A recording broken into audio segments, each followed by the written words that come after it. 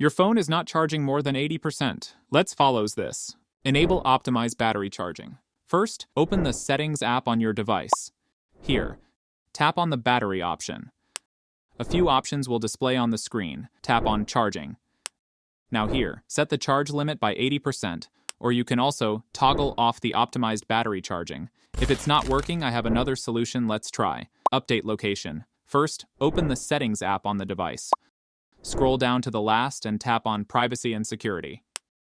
Now tap on the location services and make sure to toggle on. And at the bottom, tap on the System services. Scroll down a little bit and check whether system customization and significant locations are enabled. If it is still not working, I have one more solution. Let's try with this. Reset all settings. For this, open Settings app on your iPhone. Then scroll down and tap on the General. Here, scroll down to the last and tap on Transfer or Reset iPhone. At the bottom, click on Reset. Some options will display on the screen. Tap on the Reset All Settings. Again, at the bottom, click on Reset All Settings. It resets the Wi-Fi networks and configuration. This will not delete any data. Once the reset is completed, enable the charging optimization by following the process above. These steps will help you to resolve the issue of charging 80% not working on iPhone. And that's it.